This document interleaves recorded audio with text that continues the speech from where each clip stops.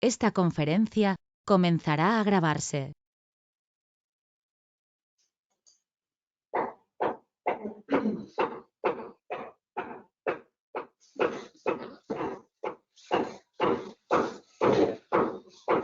Bueno, pues he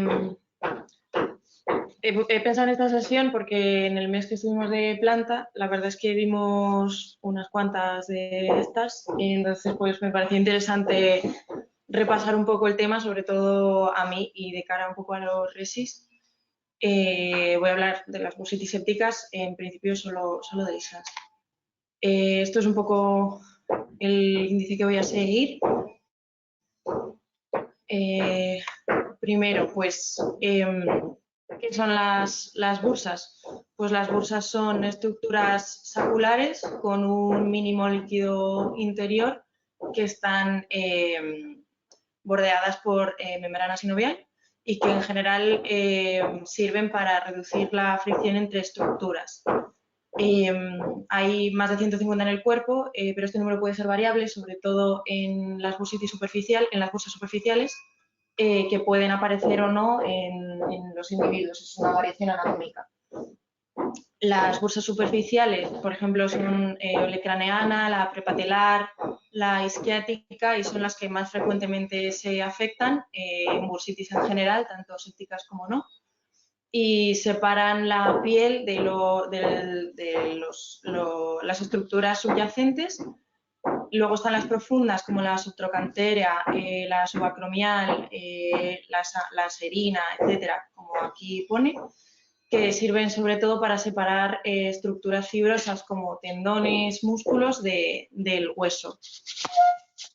Normalmente las bursitis profundas muchas veces se asocian a alteraciones de las estructuras que están asociadas, es decir, si el tendón está mal o el músculo está mal o tienen alteraciones estructurales, pues suele ser más frecuente que hagan bursitis en esa localización.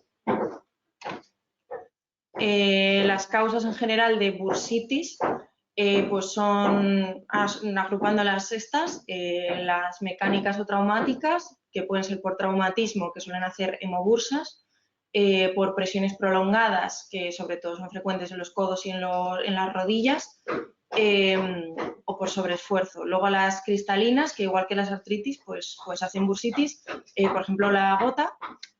Esto, por ejemplo, es un ejemplo de un tofu, que acaba haciendo una bursitis crónica. Luego en las enfermedades inflamatorias pues también pueden aparecer bursitis, sobre todo subagudas o crónicas, por ejemplo en la artritis reumatoide o en la espondiloartritis. Y luego las sépticas, que son de las que voy a hablar, que pueden ser por puerta de entrada, inoculación, heridas, que es lo más frecuente, por contigüidad de infecciones de partes blandas, sobre todo de celulitis, o más raro por diseminación hematógena de otras infecciones. Ahora bien, es posible que coexistan dos de estas bursitis. Por ejemplo, en un paciente que tuvimos hace poco, pues sospechábamos que aparte de su bursitis gotosa, pues tenía una sobreinfección de la misma por un cuadro de bacteria y una infección que tenía. La bursitis séptica es un tercio del total de las bursitis. En España, más o menos la prevalencia está entre 0,8 y 12 casos por cada 10.000 ingresos hospitalarios. La población que más frecuentemente se afecta son los varones de mediana edad, y la localización más frecuente pues son las bursas superficiales, sobre todo el olecrano, las prepatelares y la infrapatelar superficial, que esta, por ejemplo, es una de las que pueden ser variables. O sea, hay mucha gente que no tiene una bursa infrapatelar superficial, pero las que la tienen, pues es más fácil que se infecte. En el caso de las bursitis sépticas profundas, en caso de haberla, normalmente hay que pensar en que sea por contigüidad de una artritis séptica o de una infección más profunda, porque es más raro que haya una bursitis séptica profunda.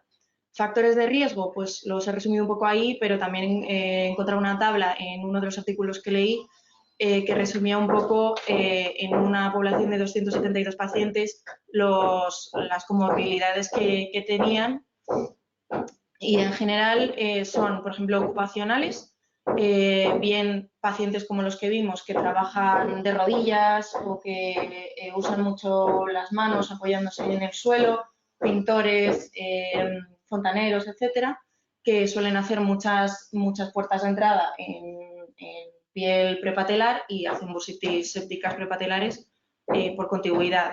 Luego, traumatismos de repetición, pues por ejemplo, también atletas, de apoyo también tenemos, por ejemplo, parece gracioso, pero a los curas, las monjas, etcétera, que están mucho tiempo de rodillas y parece que no, pero hacen muchas bursitis. Luego, los inmunodeprimidos, por ejemplo, la diabetes mellitus, que son los pacientes que con más frecuencia tienen bursitis sépticas prepatelares. Luego el alcoholismo crónico, el uso de glucocorticoides, fármacos inmunosupresores, etcétera. Luego, alteración de la integridad cutánea, pues parece, pues eso, heridas, etcétera, pero también pacientes con enfermedades cutáneas, como la psoriasis, que al final altera la barrera cutánea y facilita la infección de partes blandas y contigüidad subyacentes. Luego, tener antecedentes de otro tipo de bursitis, como las que he mencionado antes, inflamatoria, microcristalina, traumáticas, tener antecedentes de otra bursitis, pues facilita tener una séptica. Y el propio sexo masculino, pues es un factor de riesgo porque es más frecuente en ellos. Como dato curioso, hay un factor de riesgo de las bursitis isquiáticas que no he encontrado muy bien el porqué, pero parece que está asociado a pacientes con lesiones de médula espinal. Parece que estos pacientes tienen más bursitis de isquiáticas. No he encontrado por qué, la verdad. Esto es un poco, pues eso, las localizaciones y la frecuencia, un poquito para resumir, en un estudio que leí, que bueno, aquí lo pongo, trochantea, glútea, tal, olecraneana y prepatelar, que son casi de las más frecuentes. Luego de las profundas parece que la trochanteria, y de esto ahora voy a hablar un poquito, que es la etiología. En general, la causa más frecuente, un 80%, es el aureus. La mayoría de ellos son meticillinsensibles. Luego tenemos otras causas que principalmente son los estreptococos, sobre todo el piógenes, y luego ya mucho menos frecuentes los gram negativos, que suelen estar en coinfección con el aureus, y anaerobios es muy poco frecuente. Polimicrobianas hay más, pero suelen ser en infecciones no por aureus. O sea, si la infección es por aureus, suele ser el único microbio aislado. Y las polimicrobianas suelen ser por traumatismos, heridas sucias, etc. Por ejemplo, parece que las infecciones por aureus y las no por aureus tienen también diferencias estacionales. En verano parece que son más frecuentes las infecciones por aureus porque al parecer la alteración de la piel por la humedad, la temperatura, etcétera, hace que sea más fácil que el aureus que podemos tener en la piel traspase y haga infecciones. Los no por aureus pues ya dependen más de los factores de riesgo que he mencionado antes, pues traumatismo de repetición, inmunosupresión, etcétera. Y parece que las mujeres tienen más tendencia a tener infecciones no por aureus que los varones. Luego, las subagudas o crónicas ya suelen ser por otros microorganismos, como la brucela, las micobacterias y los hongos. Por algas, pues evidentemente es más raro, pero también puede pasar, y en caso de tener estas etiologías habría que investigar otras causas subyacentes, infecciones sistémicas, etcétera, porque son causas pues más raras. Clínica, un poco de resumen. Bueno, decir que casi todas las imágenes que estoy poniendo son del fondo de imagen de láser, que tenía bastantes ejemplos. La clínica, pues en general, inflamación local, principalmente en las superficiales, porque en las profundas no se ve la inflamación local, no se suele apreciar. Eritema, calor, edema, dolor, limitación a la movilidad, que voy a hablarlo más tarde. En las busas profundas, sobre todo, va a predominar el dolor y la impotencia funcional, porque la inflamación local en estas profundas no suele haber.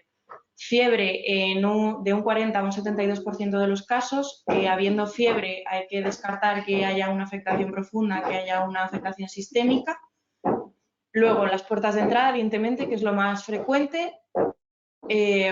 Por ejemplo, en el paciente que tuvimos, que tenía sus heridas de trabajar apoyado en el suelo con las rodillas, etcétera, y se veía claramente pues, todas las erosiones que tenía, cicatrices, etcétera.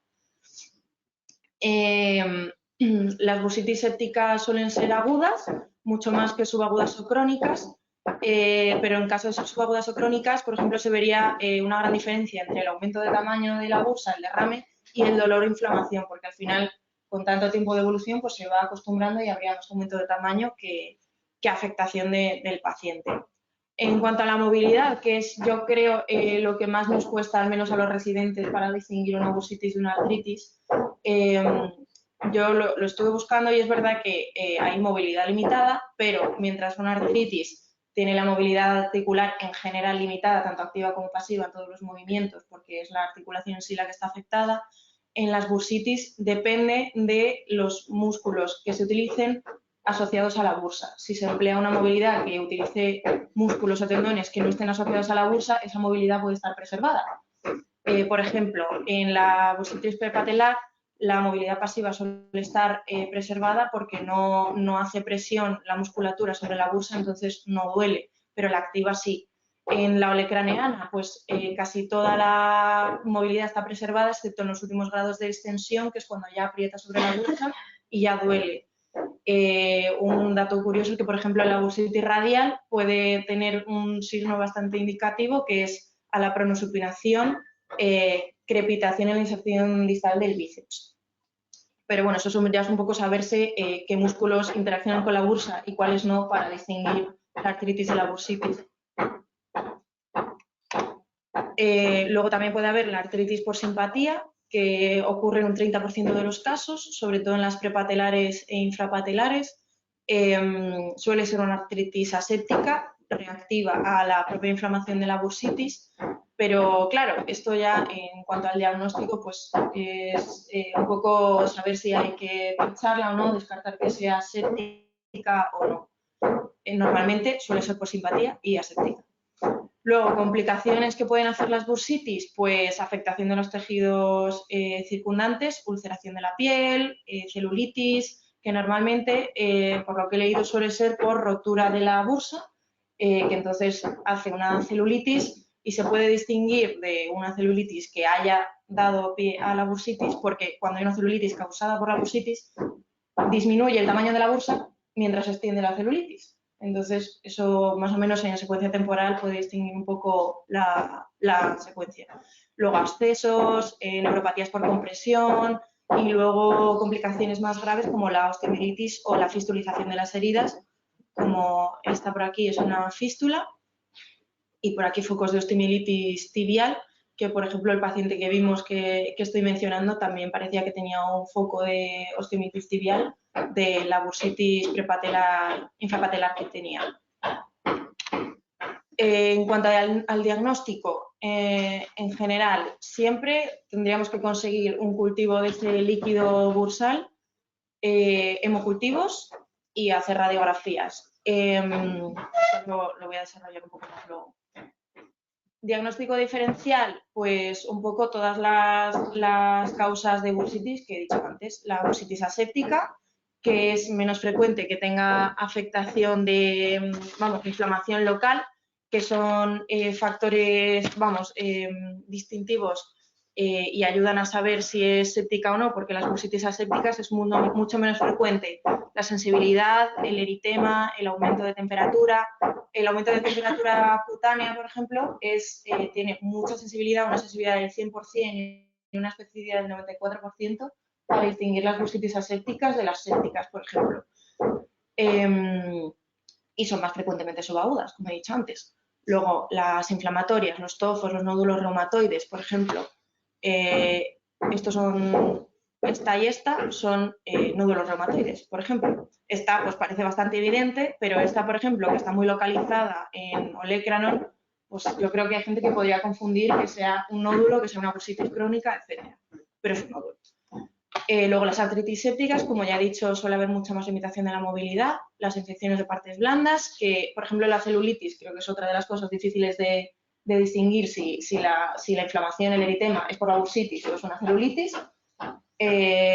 Yo creo que gente que tiene poca experiencia es difícil saberlo solo por la exploración y en esos casos lo que he encontrado es que se recomienda hacer técnicas de imagen, bien ecografía, bien resonancia en determinados casos para distinguir si hay bursitis o no.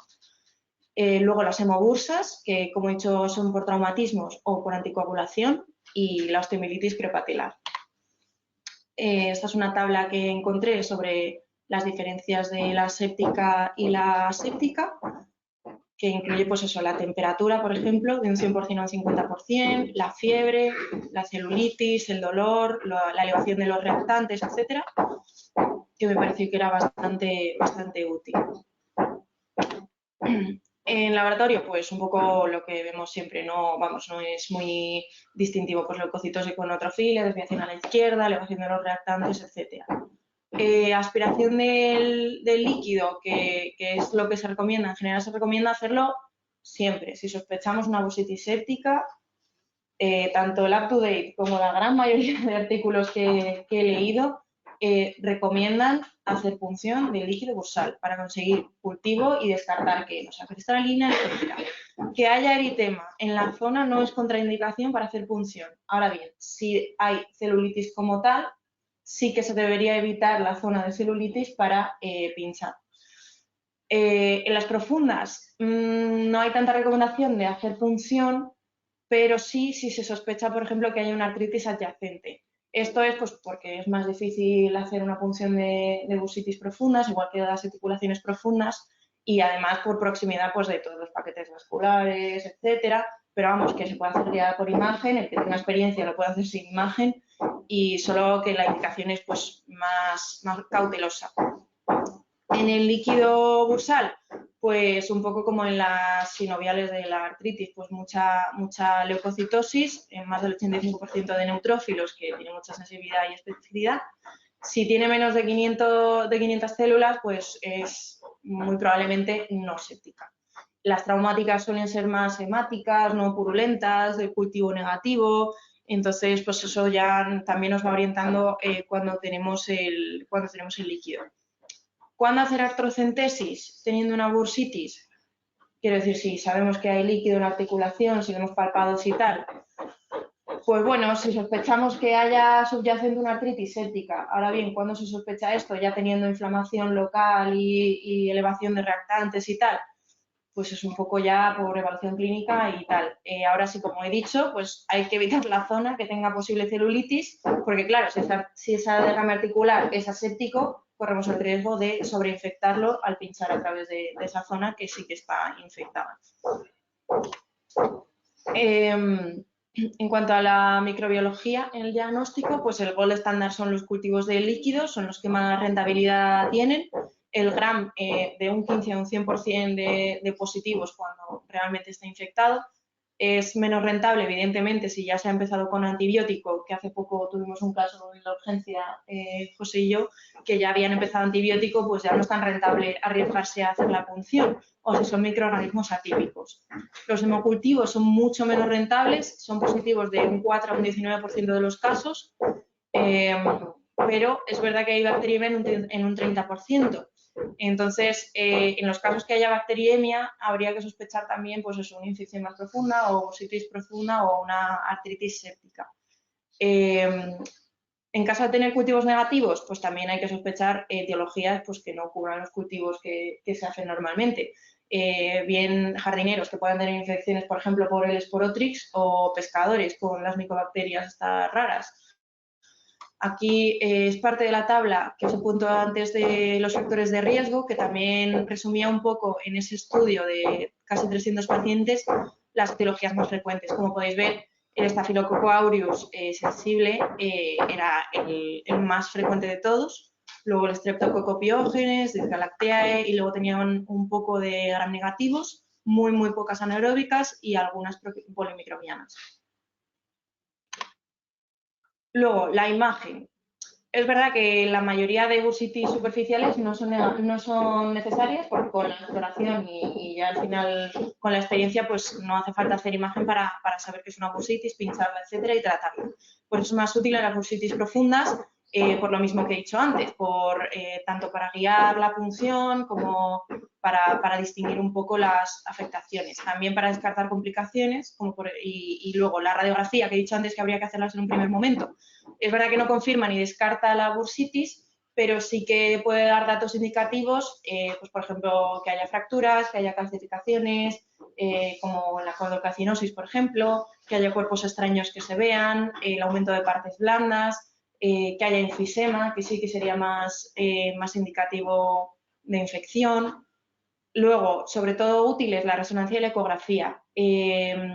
Tanto en el UpToDate como en los artículos que mencionaba en la imagen, prefieren la ecografía pues porque es mucho más rápido, dinámico, se ve en tiempo real y además se puede usar como guía terapéutica en ese momento.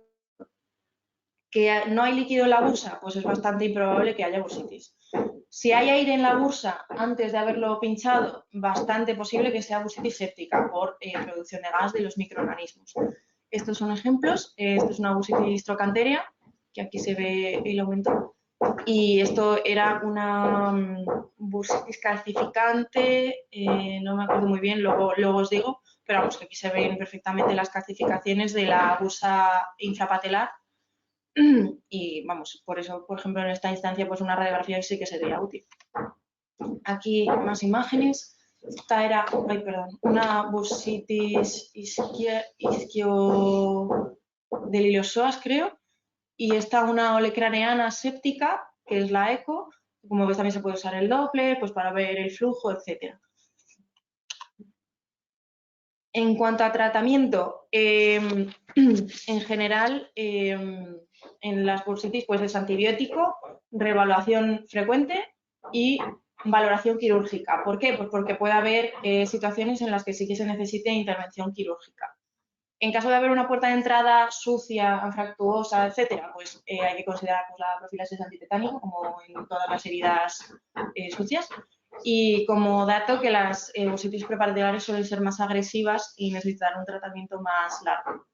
En general, no hay protocolo de cómo tratar una bursitis en ninguna parte, porque casi todos los estudios que hay son retrospectivos, son observacionales, no hay ensayos prospectivos ni controlados ni nada, entonces es un poco como cada uno quiere hacerlo. Esto sobre todo lo encontré en el UpToDate, que intentaba recoger un poco todas las evidencias que hay para decir cuál es la recomendación. Por ejemplo, pues las dudas de siempre, ¿no? Si es mejor tratarlo solo con antibióticos, si es mejor operarlo, si es mejor antibiótico intravenoso oral, menos días, más días. Ahora bien, en conclusión general, no hay evidencias de que sea superior la intervención quirúrgica o tratamiento conservador. Y sí que empezar más tarde el antibiótico pues implica un peor pronóstico, que esto pues parece un poco de perogrullo. Cobertura, pues sobre todo pues cubrir el estafilococo y los estreptococos. Cubrir el aureus meticillium resistente, pues si hay afectación sistémica, si hay prótesis cercanas que estén más en peligro, si hay factores de riesgo para infección del SARM, factores de riesgo como ingreso reciente, pacientes institucionalizados, hemodiálisis, inmunodepresiones como infección por el VIH, o fracaso de antibioterapia previa que no haya cubierto el SARM. Si hay heridas contaminadas, ampliar los gram negativos y considerar la profilaxis. Y en inmunodeprimidos, normalmente la cobertura es la misma que en inmunocompetentes, menos cuando hay heridas contaminadas, que en ese caso también habría que cubrir pseudomonas pues por el riesgo que tienen ellos. Los tratamientos más frecuentes que se usan por orden son el aumentine, la cloxacilina, oxacilina y la cefazolina. Ahora bien, siempre que tengamos el antibiograma, pues hay que ajustarlo. Esto es un resumen del algoritmo diagnóstico de las bursitis sépticas del UpToDate, que me pareció que estaba muy bien. Bueno, un poco es lo mismo que he dicho. Hay que ver, pues eso, si tiene indicaciones de antibiótica intravenosa y SARM. En ese caso habría que cubrir con vancomicina o daptomicina. Aquí, sobre todo, yo he visto en este hospital que se usa la vanco. Si no tiene indicaciones para intravenosa, ni para antibioterapia, o sea, ni para cobertura del SARM, pues se puede usar antibioterapia vía oral con amoxicilina, cefalexina, etc. Si es intravenosa pero no SARM, pues se puede cubrir pues como lo que hacemos normalmente de forma empírica, cefazolina, oxacilina, cloxa, etc. Y un poco esto los ejemplos. Duración, pues eso es otra cosa que tampoco queda muy claro en ninguno de los estudios. En general parece que 10 días, una duración normal de la antibioterapia, basta si hay buena respuesta. Si hay mala evolución o son pacientes inmunodeprimidos, ya sí que se suele optar por una duración de unos 14-21 días de la antibioterapia. Hay artículos, hospitales en los que se opta por, si se hace bursectomía, tratar durante menos tiempo, porque parece que con eso suele bastar. Ahora bien, también hay estudios que demuestran que antibioterapias que duren menos de 14 días hay que vigilarlas más de cerca porque pueden no estar bien resueltas. En los inmunodeprimidos, en general, pues necesitan bastante más tiempo para la curación. Normalmente se suelen tratar más tiempo. En cuanto a la cirugía y las intervenciones quirúrgicas, en general una bursitis que se ha empezado un tratamiento conservador, si el derrame persiste tras 48 horas de antibioterapia, hay que drenarlo. Drenarlo, no operarlo. Porque en general lo que he encontrado es que lo que más recomendado está y lo que menos complicaciones conlleva es el drenaje con aspiración con aguja sin intervención quirúrgica. Aspiraciones repetidas, pero con aguja, como, vamos, la punción de la bursa, ir sacando líquidos y se va rellenando, porque tiene mayor tasa de curación y menor de complicaciones, evidentemente porque no es una intervención quirúrgica. Si evoluciona mal, pues las indicaciones de cirugía, ya sea del lavado de la bursa, articulación o lo que sea, o la propia bursectomía, pues son las siguientes: por la refractariedad a los drenajes, a los antibióticos, que haya abscesos, que haya infección, fístulas, cuerpos extraños, en ese momento sí que están indicadas. Si no, lo que está recomendado son los drenajes repetidos con aguja. Ahí ya, como cada servicio quiere hacerlo, pues ya es distinto, pero esto es lo que yo he encontrado que está más demostrado. Luego en las cirugías, pues que es mejor la endoscópica que la cirugía abierta, que es mejor el cierre primario por segunda intención. Y bueno, estos son unas fotillos. Esto, por ejemplo, es un drenaje de la bursa, que es lo que tenía nuestro paciente cuando hacían los lavados. Esto es la propia bursectomía de un olecrano, aquí se ve. Y en general eso es lo que he encontrado. Esta es la bibliografía que he usado. Y ya está. Eso es todo.